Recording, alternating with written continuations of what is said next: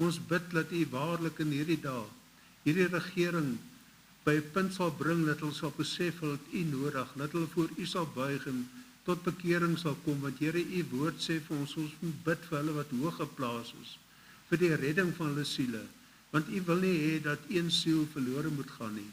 Ons bid vir Germiston gemeente, Here, ook die doel met hierdie gemeente, dat U sal voorsien in hulle behoeftes, Here, ook met die oordra van die eiendom op hulle naam, Here, die pad vorentoe, ook met 'n predikant wat op 'n stadium beroep moet word, Here, dat U daarin sal voorsien.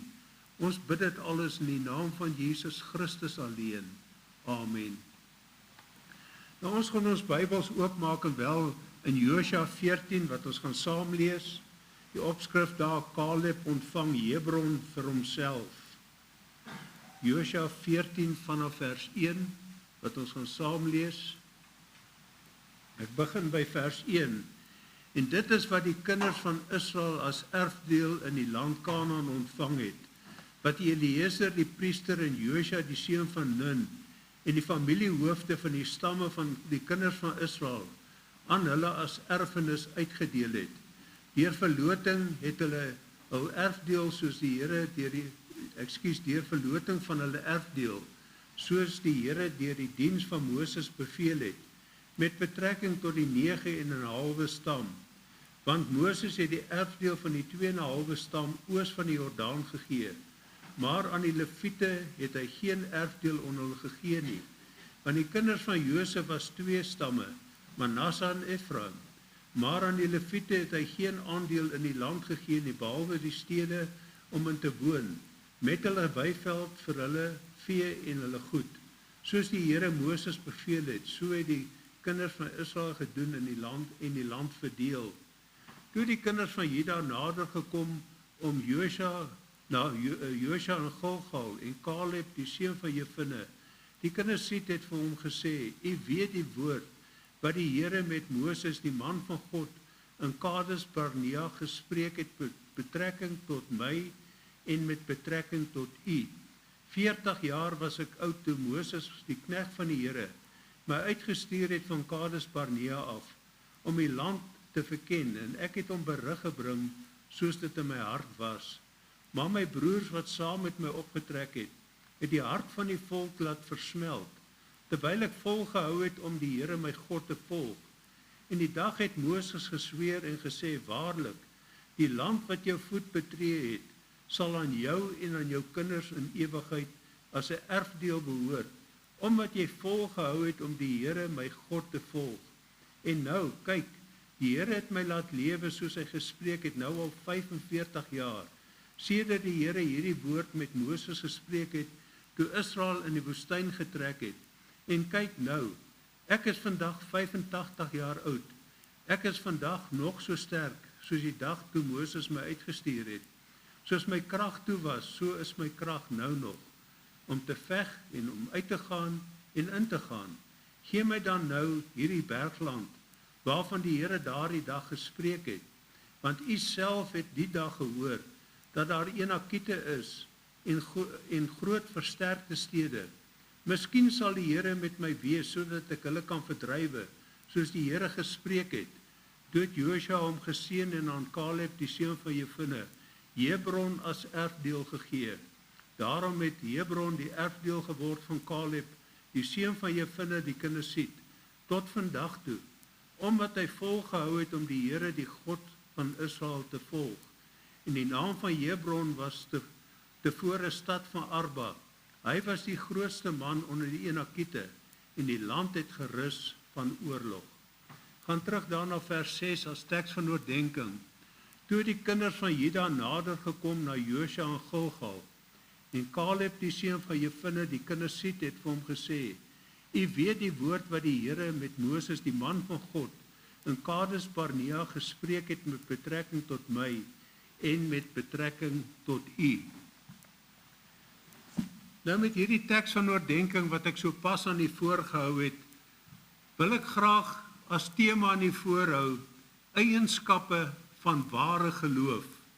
Want ons lees in vers 16, toe die kinders van Juda nader gekom na Josua en Gilgal, En Caleb, die seun van Jefune, die Kenisit, het vir hom gesê, u weet die woord, wat die Here met Moses, die man van God, in Kades Barnea gespreek het, met betrekking tot my en met betrekking tot u.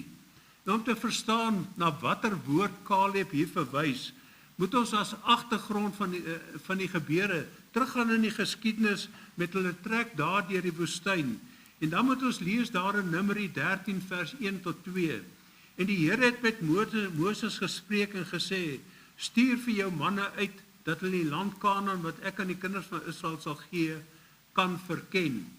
Die eindresultaat van hierdie verkenningsekspedisie vind ons in Numeri 13 vers 26 tot 28. En hulle het weggegaan en by Moses en Aaron en die hele vergadering van die kinders van Israel gekom in die woestyn Paran, in Kades, en aan hulle berig gebring, en aan die hele vergadering, en hulle die vrugte van die land laat sien. En hulle het hom vertel en gesê, ons het gekom in 'n land waarheen hy ons gestuur het. En waarlik, dit loop oor van melk en honing, en dit is sy vrugte. Maar die volk wat in die land woon is sterk, en die stede is versterk en baie groot. En ons het daar die kinders van die Enakiete gesien. Vers 33.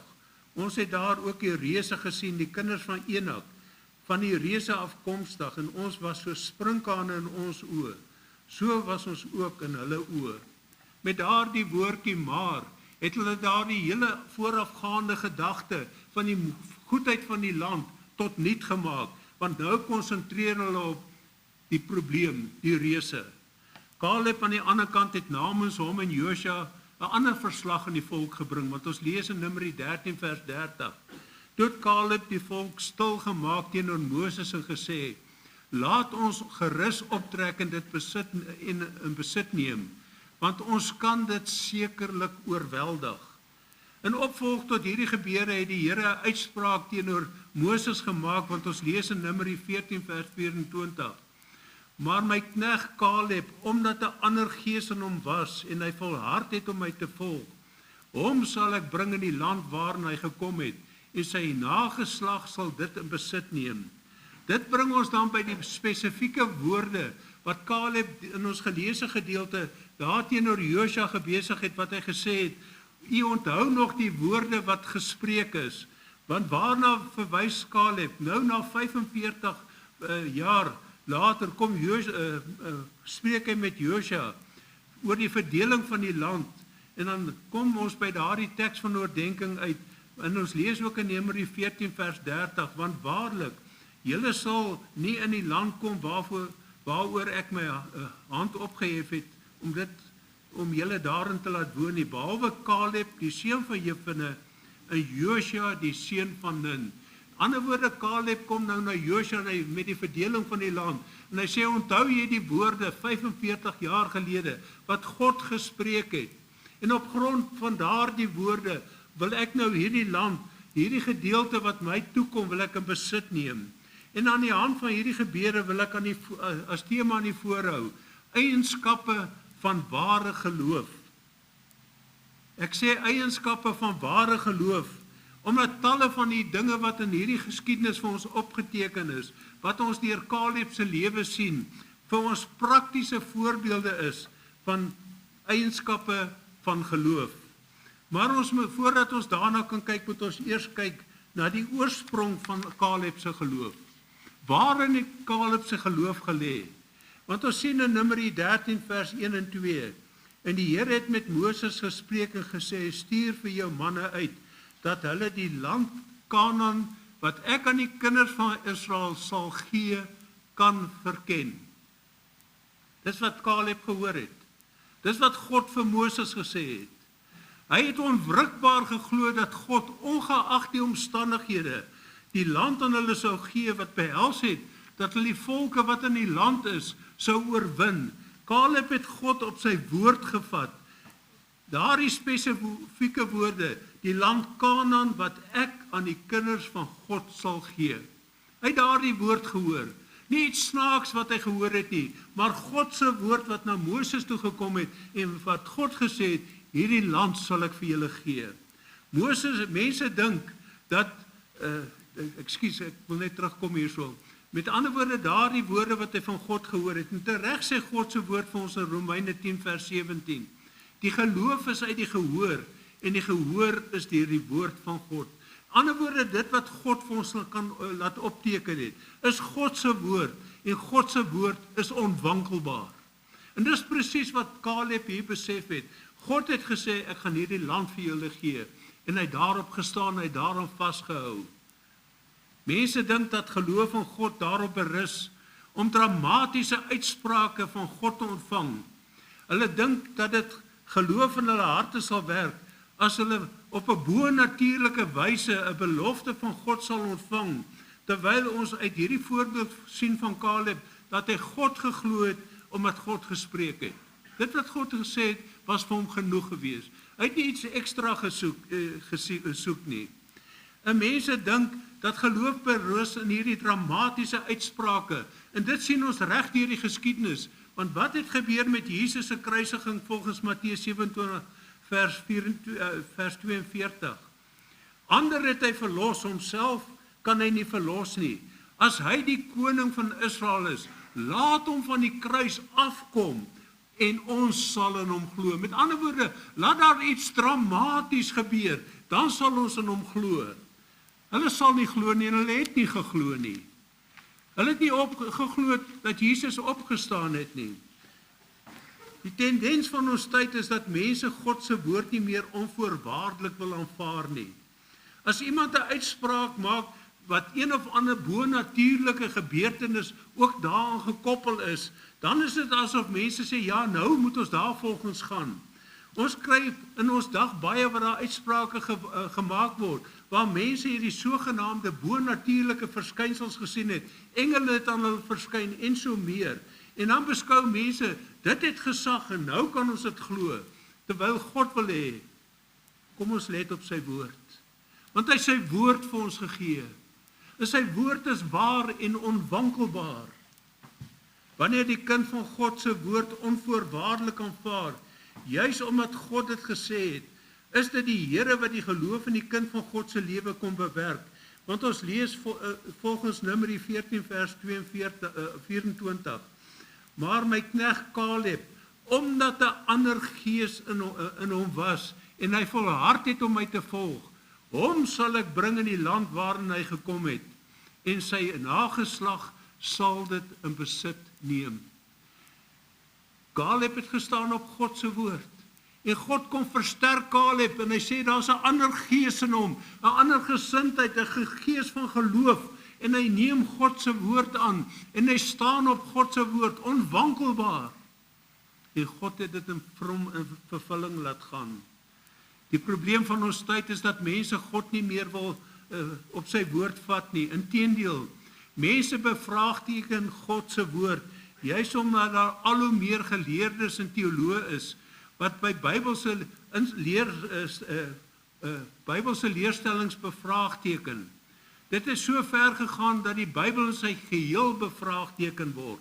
Daarom dat die bestaan van God bevraagteken word. En kan ek vir u sê, dit het tot gevolg dat mense nie meer glo dat Jesus Christus gaan terugkom nie. En ek wil vir u sê, as kind van God, wat kyk na die profesieë van die woord van God, kan ek sien hoe naby Jesus se koms is. Maar mense wil dit nie glo nie. Mense is op soek na sensasionele uitsprake en verklaringe, terwyl die Here wil hê dat ons net soos Caleb gedoen het, in kinderlike opregtheid God op sy woord sal vat en sal glo. En dit bring my dan by die eienskappe van geloof wat ek aan u wil voorhou. Nou die eerste eienskap, geloof is 'n vaste vertroue in God se woord en berus nie op 'n meerderheidsopinie nie. Ons lees in Hebreërs 11 vers 1. Die geloof dan is 'n vaste vertroue op die dinge wat ons hoop, 'n bewys van die dinge wat ons nie sien nie. Hoekom? God het dit gesê, daarom sal dit wees. En daarom glo ons dit ook. Wanneer God se woord in geloof aangeneem word, is geloof nooit afhanklik van die meerderheidsopinie nie. Daarom dat Caleb teen die meerderheidsopinie standpunt kon inneem. Want ons lees in Numeri 13 vers 30 tot 31. Toe het Caleb die volk stil gemaak teenoor Moses en gesê, laat ons gerus optrek en dit in besit neem, want ons kan dit sekerlik oorweldig. Maar die manne wat saam met hom opgetrek het, het gesê, ons kan nie teen die volk optrek nie, want hulle is sterker as ons. Caleb herbevestig hierdie gedagte, wat ons lees in Josua 14 vers 7. 40 jaar was ek oud toe Moses die knegt van die Here my uitgestuur het om van Kades Barnea om die land te verken. En ek het hom berig gebring soos dit in my hart was. God het gesê, daarom glo ek dit. Ekskuus, ek moet 'n sluk water van.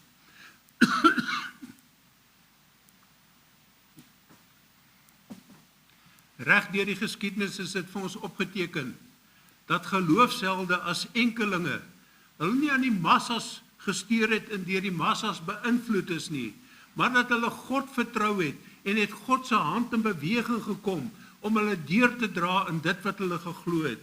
Dink maar aan Dawid as 'n jong seun, terwyl Saul en die manskappe bevrees was toe hulle Goliat gesien het. Toe kom 'n jong seun na Saul toe en hy sê, ek sal teen die Filistyn gaan veg. Hoekom het Dawid daardie standpunt ingeneem? Was dit jeugtelike voortvarendheid? Nee, wat sê God se woord vir ons? In 1 Samuel 17 vers 32. En Dawid het aan Saul gesê, laat die manne se moed tog nie ter wille van hom sink nie. U dienaar sal gaan en teen hierdie Filistyn veg. En toe hy daar voor Goliat te staan kom, dan lees ons die woorde van Dawid in 1 Samuel 17 vers 45. Jy kom na my met 'n swaard en met 'n spies en met 'n lans, maar ek kom na jou in die naam van die Here van die leerskare, die God van die slagordes van Israel wat jy uitgedaag het. Die gedagte dat ware geloof nie berus op 'n meerderheidsopinie nie, behoort vir elke kind van God tot bemoediging te dien, maar ook tot volharding op te roep en dit des te meer, soos die dag van die Here se wederkoms nader kom.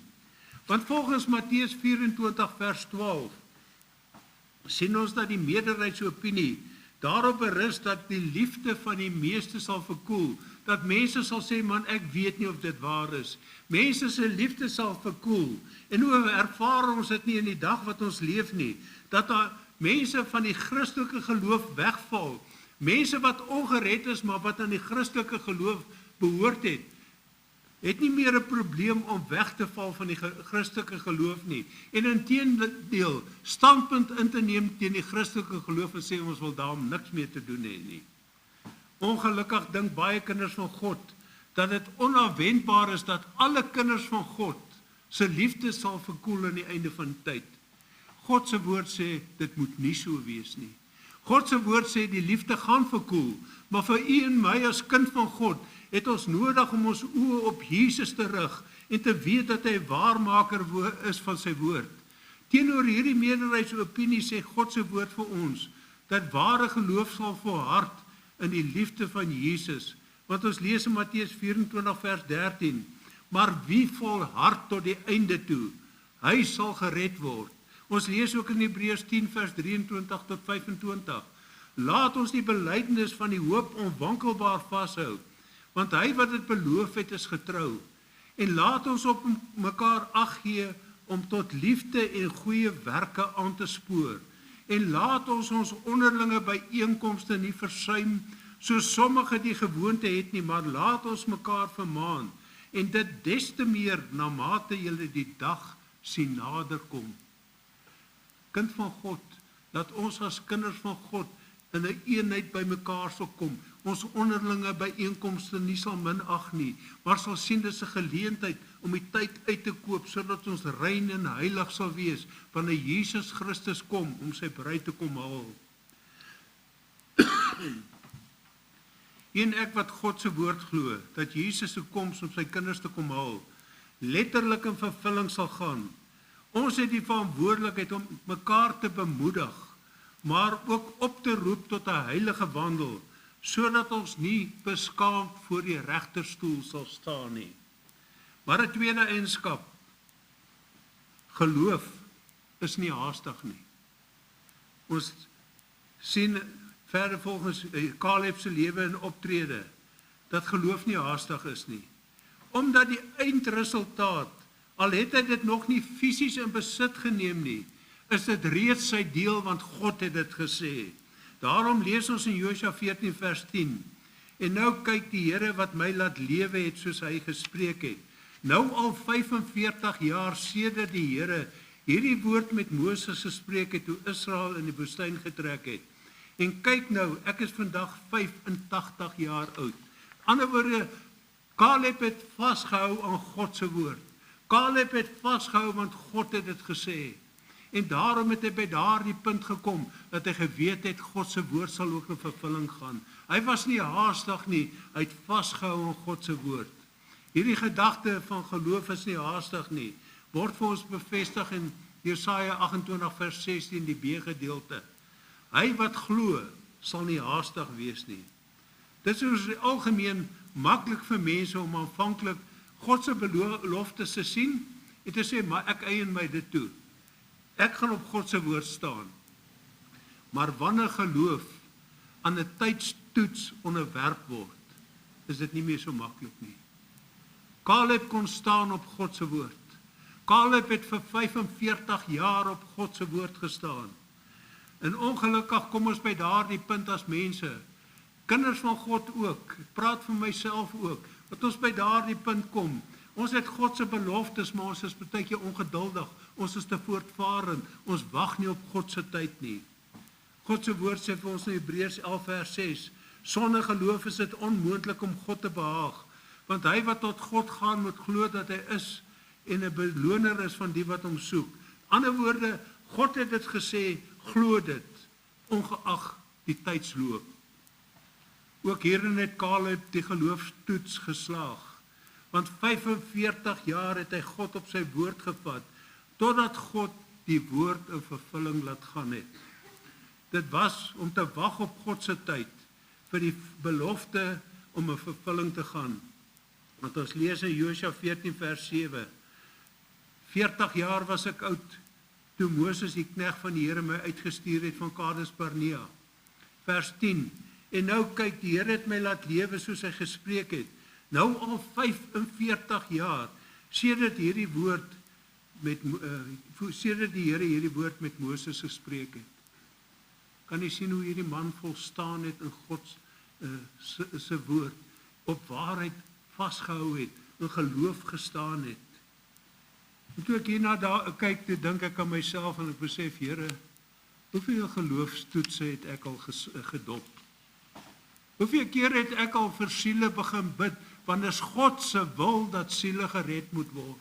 Hoeveel keer het ek 'n lys begin, daardie name begin neerskryf en begin bid vir siele? En baie van daardie lyste bestaan nie meer nie. En daardie siele is nog steeds ongered. Want ons raak ongeduldig, ons raak oorhaastig, ons wil hê die Here, wanneer ons bid, 1 of 2 keer bid, moet die Here die werk doen. Ons bid nie meer volhardend nie, en dan raak ons moedeloos. En dan begin ons op 'n stadium maar weer met 'n nuwe gebedslys. En dan begin ons maar weer bid. Hoeveel keer het ek nie al in geloofstoetse moedeloos geword, wanneer dit lyk asof dinge nie volgens God se beloftes uitwerk nie. Maar dan kom God met sy woord, en ek moet sê vir my, volgens Galasiërs 6 vers 9, hy laat ons nie moeg word om goed te doen nie, want op die regte tyd sal ons maai as ons nie verslap nie. Die verhaal van George Miller is aan baie van u bekend. U weet van die weeshuise wat hy daar in Engeland gestig het. Absolute geloof God vertrou het om daar die werk te doen, waar hy daar die kinders ingeneem het, waar hy van God gebid het vir die voorsiening, waar daar nie geld was nie, maar waar dit voorsien is vir elke ete vir daardie kinders, waar daar voorsien is vir klere vir daardie kinders. Dit was 'n geloofstap gewees, waar daar word gesê dat George Miller, in sy Bybel het hy 'n gebedslys gehad van name, mense vir wie hy gebid het, van hulle het gou tot bekering gekom. Ander het eers kort na hy oorlede, 60 jaar daarna, het hulle eers by die Here uitgekom, maar hy het volhardend gebid vir hulle. En dis wat God van ons vra as kinders van God, om in geloof die Here vas te hou. Maar 'n derde eienskap, ware geloof, sal teenkanting kry. Want ons sien, Caleb het die Here op sy woord gevat en daarvolgens getuig, en daarvolgens getuig dit van teenkanting, vanuit die geleedere van hulle wat saam met hom was, wat ek lees in Numeri 14 vers 6 tot 10. En Josua die seun van Nun en Caleb die seun van Jefune, twee van die wat die land verken het, het hulle klere geskeur, en die hele vergadering van die kinders van Israel toegespreek en gesê, die land wat ons deurgetrek het om dit te verken, is 'n buitengewoon goeie land. As die Here 'n welbehae aan ons het, sal hy ons hierdie land inbring en dit aan ons gee. 'n Land wat oorloop van melk en honing. Wees net nie teen die Here opstandig nie, en wees julle nie bevrees vir die volk van die land nie, want hulle is ons spys. Hulle beskutting het van hulle gewyk, en die Here is met ons.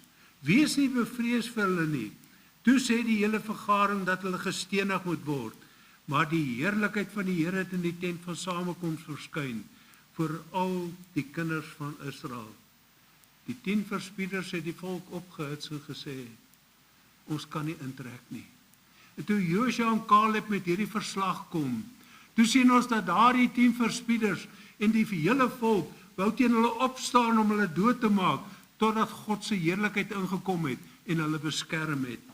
Hierdie teenkanting wat Josua en Caleb vanuit die geleedere van hulle volksgenote ervaar het, word reg deur God se woord vir ons uitgelig.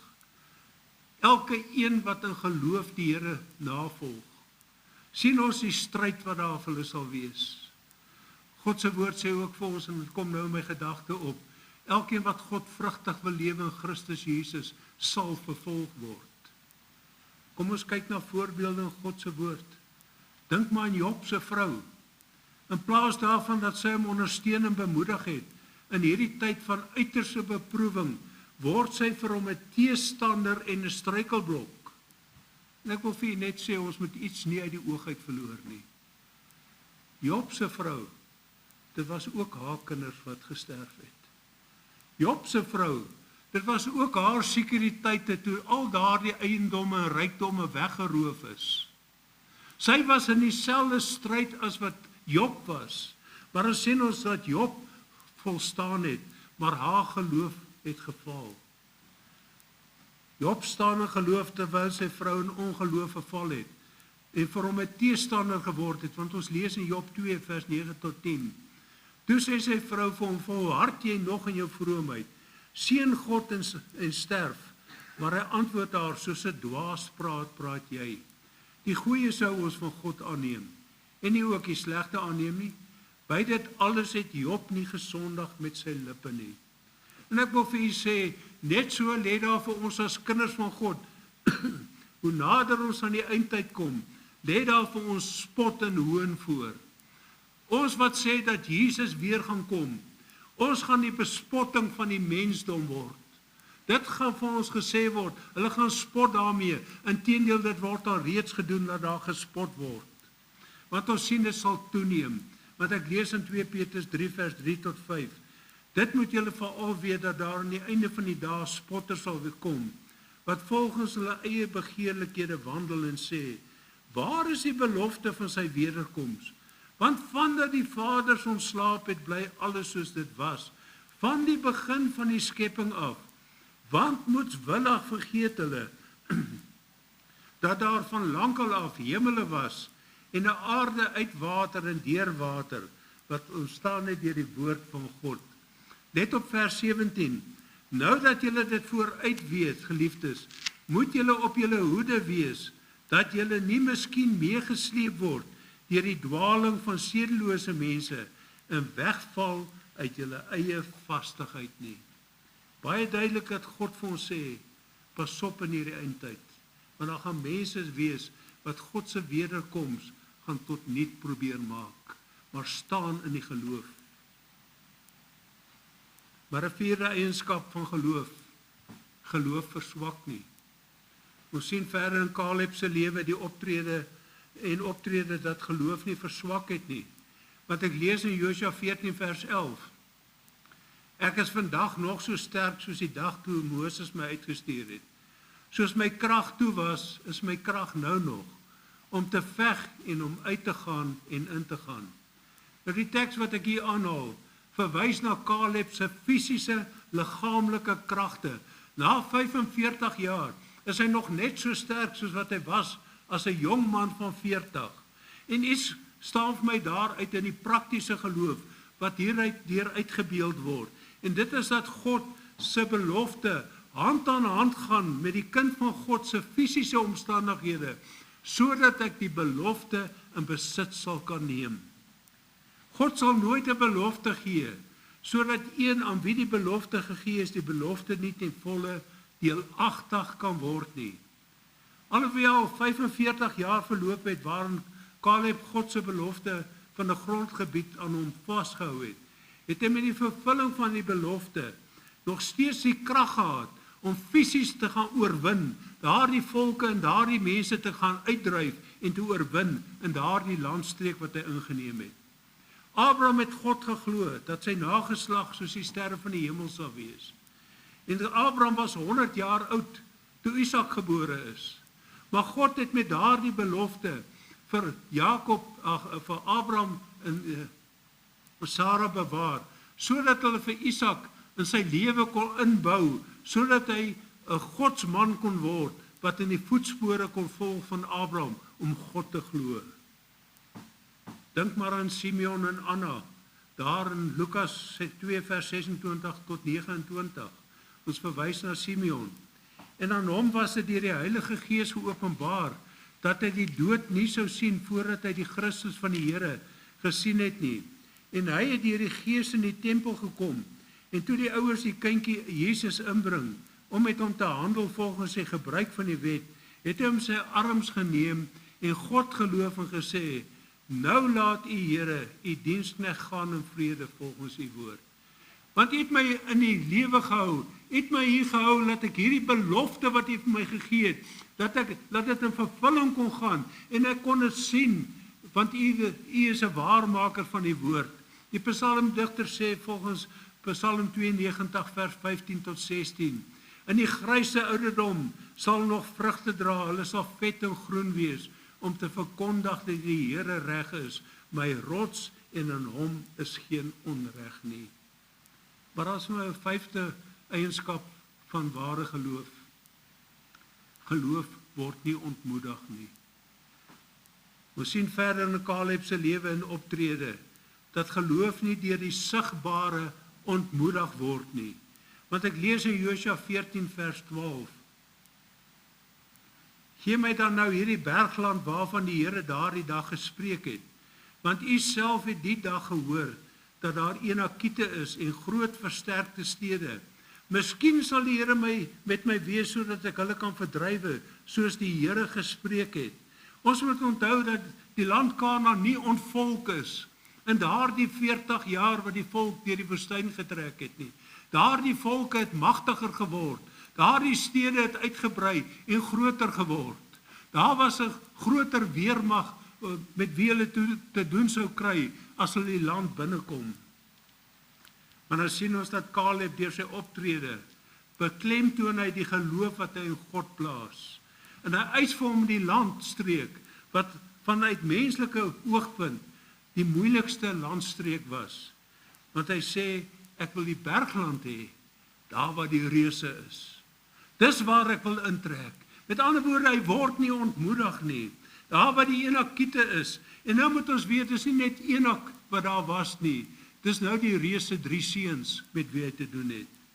Hierdie gedagte word verder vir ons voorgehou, dat dit wat voor oë was, self meer uitdagend was, as toe wat Caleb saam, as wat dit was toe Caleb saam met die verspieders die land bespied het.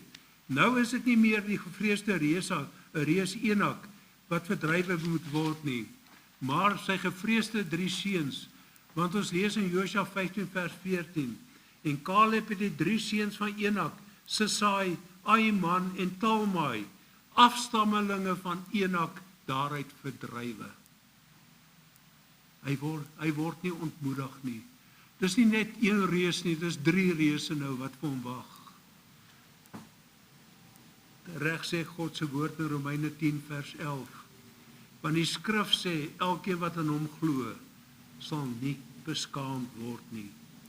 Maar die 6de en laaste eienskap geloof neem in besit. Caleb het God geglo.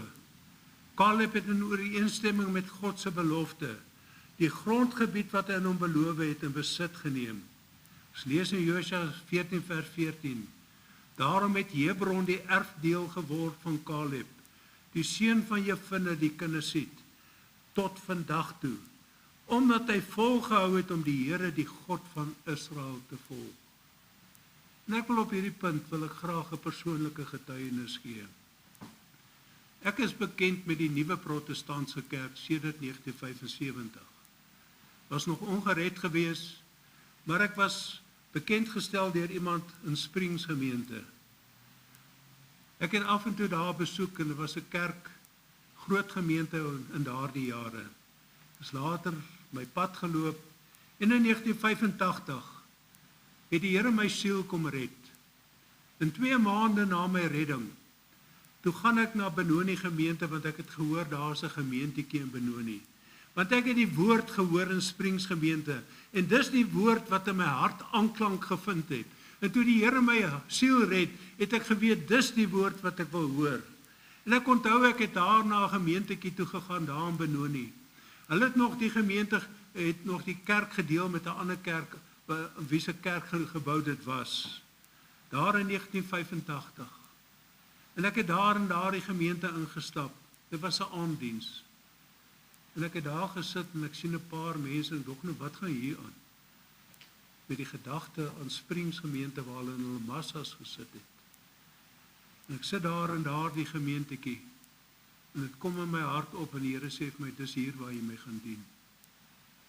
En ek het ingeskakel by daardie gemeente.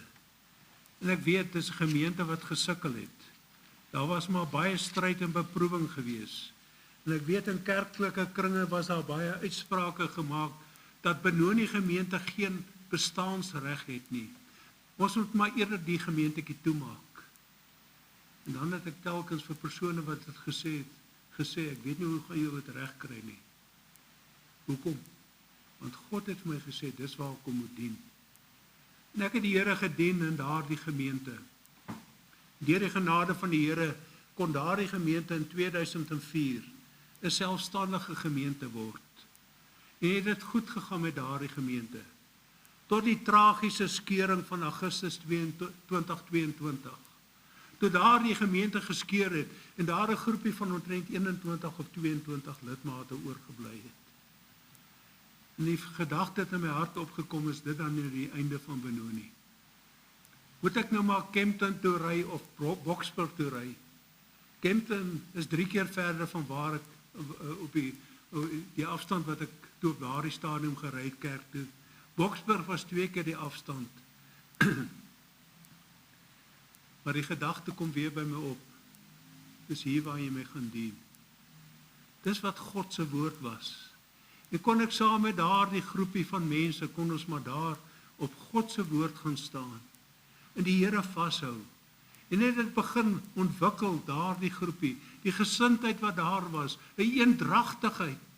En kon ons op 3 Junie 1923, nadat ons in geloof 'n predikant beroep het, kon ons die predikant bevestig daar in die gemeente, Dominee Frikkie Lombard. En deur genade van God, kom Benoni gemeente op 13 April 2025 weer selfstandig word. God is 'n waarmaker van sy woord, maar God wil hê ons moet staan op sy woord. Dit wat hy my hart wakker gemaak het, staan ek op. Dis God se woord en ek bly staan op daardie woord. God roep ons op om in geloof vir hom te wandel, want hy's 'n waarmaker van sy beloftes. Kan ek hierdie boodskap saamvat? Ons het in hierdie boodskap gekyk na Caleb. Caleb wat vir 45 jaar op God se woord gestaan het, want God het sê ek sal daardie land vir julle gee. Hy het vasgehou aan God se woord. En dan het hy die belofte gekry. Omdat hy God geglo het, sal daardie land aan hom gegee word. Sal hy sy erfdeel in daardie land kry. En dan sien ons deur Caleb se optrede, sien ons die eienskappe van geloof. Want ons sien in die eerste plek dat hy 'n vaste vertroue op God se woord. Hy het hom nie gesteer aan meerderheidsopinies nie. Toe die 10 aan die volk gesê het, ons kan nie optrek nie, het hy en Josua gesê, ons kan. Hy was die spreker gewees, wat gesê het, dis 'n goeie land. God sal dit verseker in ons hand gee. Ons het ook gesien dat geloof nie haastig is nie, maar sal wag op God se tyd. Ware geloof sal teenkanting ervaar, soos wat Job van sy vrou ervaar het, soos wat Caleb van die volk ervaar het. Ware geloof verswak nie, want God het hom die fisiese krag gegee om nog daarin besit te gaan neem, die oorwinning te kan behaal. Ware geloof word nie deur die wat voor oë is ontmoedig nie, daarom dat hy die moeilike bergland gesoek het. Ware geloof neem in besit, soos wat God vir hom gesê het. Ons leef in 'n tyd waar al hoe meer mense God se woord in twyfel trek. Ook die beloftes van sy wederkoms. God het gesê hy gaan kom. Glo ons dit nog? Wat ek lees in Johannes 14 vers 1 tot 3. Laat julle harte nie ontsteld word nie. Glo in God. Glo ook in my. In die huis van my Vader is daar baie wonings. As dit nie so was nie, sou ek vir julle gesê het. Ek gaan om vir julle plek te berei. En as ek gegaan en vir julle plek berei het, kom ek weer en sal julle na my toe neem, sodat julle ook kan wees waar ek is. Jesus se woorde. Hy is 'n waarmaker van sy woord. Wie my verwerp en my woord nie aanneem nie, sê Jesus. Hy het my woord tot niet gemaak, maar God se woord staan vas. Niemand kan dit tot niet maak nie. As ons 'n ware wederkomsverwagting het, kind van God, dan moet ons in afwagting van Jesus se wederkoms leef. En dit sal vereis dat ons heilig sal lewe. Dit sal vereis dat ons God sal glo, dat ons gereed sal wees en dat ons heilig sal leef. Is dit ons lewens? Mag God genade gee dat ons sal staan op God se woord met die wete dat hy waarmaker van sy woord is. Kom ons sluit af met gebed. Here, ek sê vir U baie dankie vir 'n voorreg om hierdie woord te kon aflewer. Here, baie dankie vir die lesse uit U woord, van 'n Caleb van ouds wat onverskrokke op U woord gestaan het. Here, ons leef in 'n donker tyd, ons leef in 'n tyd van afval, ons leef in 'n tyd van misleiding. En ons kan net vra, Here, dat ons as kinders van God in hierdie dae waarlik op U woord sal staan en vas sal hou, dit wat U vir ons gesê het, met die wete, Here, dat U 'n waarmaker van die woord is, met die wete dat dit in vervulling sal gaan. En Here, U sê vir ons, U kom sal wees vir baie, op 'n oomblik wat hulle nie sal verwag nie, maar dat ons in daardie afwagting en verwagting sal leef, om altyd gereed te wees. Ons bid dit in die naam van Jesus Christus alleen. Amen. Ons sluit af met die lied wat op die bord sal verskyn.